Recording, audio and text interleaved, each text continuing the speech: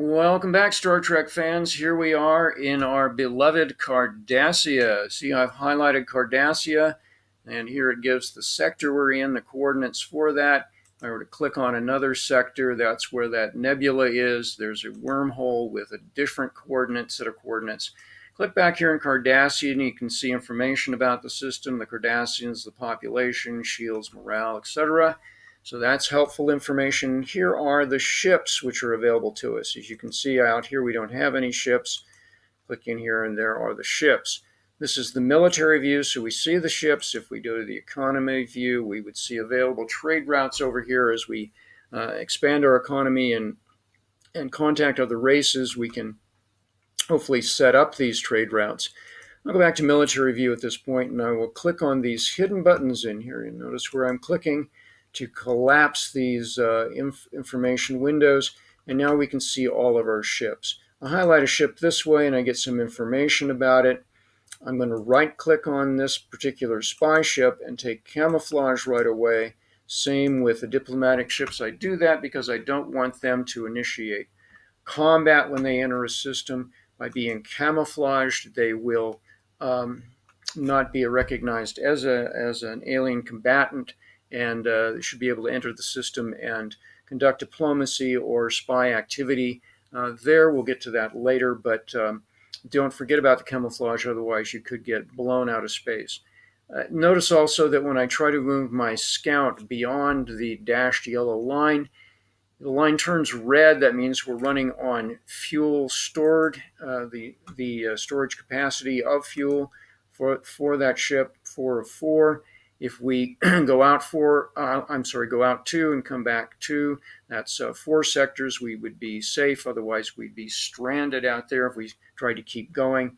We'd have to expand, build outposts, colonies with shipyards, etc., to recover that ship or scrap it. Okay. So maybe I want to send a scout out to explore that exciting wormhole.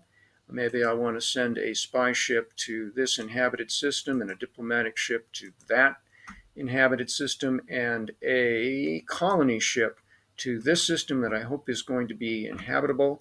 And I'll give it some cover with a cruiser so a scout doesn't come along and destroy it. And, well, that does it for that. At this point, I'll re-expand these. Here's the Obsidian Order intelligence screen. It's the summary of turn activity. We have not yet clicked turn. Turn is up here. Once we do, we can start populating that with some information, some feedback about the activity. And very importantly, if we right-click in here, we see we have an additional context menu pop up.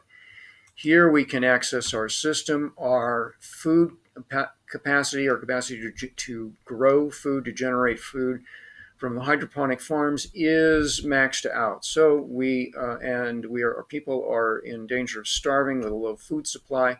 So I'm going to go over here to the build list and double click on the hydroponic farm to put it in there, and I'll rush it by clicking the buy button, spend some credits on buying that, click OK, and it's been rushed. Also back here on the production list, you see that we have maxed it. We don't have a lot of intelligence capacity yet.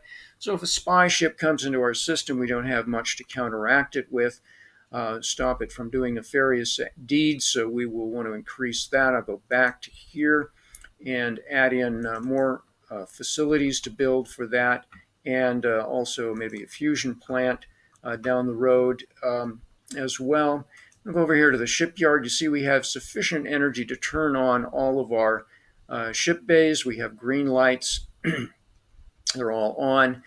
And if we click on that, we get a list of available ships we can build. We don't have science ships, so that would be good. I'll show you where we need that later on, how that works. And then a medical ship, definitely want to have one of those around if the advent of plagues and such. And let's build a destroyer, and let's build another scout ship, and that's good for there. And over here in structure, you'll see we have fully powered orbital batteries.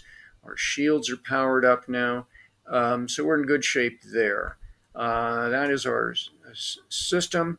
I clicked there next to this one, and it was so I could scrap that facility. But then if you go out over here, you can get up back to your context menu, Here is the embassy window. You see we have not encountered other races. They will be lined out here, and we can arrange agreements. We'll get to that later when we have something to work with. So moving on to the menu, you see we go back out here to this early menu, the first menu. We have the option to save games, change the music, bring the music up to annoying levels, or just continue. Right-clicking again here, you see go to Science, and you see that we are at Tech Level 4, and here we are with those developments. We have all these things to research, and as we do, we'll increase our tech level and have more ships and buildings and such available to us. Here's the encyclopedia that explains all of these things. I'll highlight one, and it shows you information about it, some graphics for it. And if I collapse that down, you can then see the ships, or use the slide bar. But you can see the ships that we're building, and they have available to us information about them. I'll right-click down here again and move on to Intel. We just have the one system showing with its stats, and then a summary button we can get to up there as well. There'll be more there going forward. Here's the main menu again, the main galactic screen again. And now I can click turn, and it'll process the turn for me, and my ships will start to move out. We'll see an update here. We've got ships. We have a ship.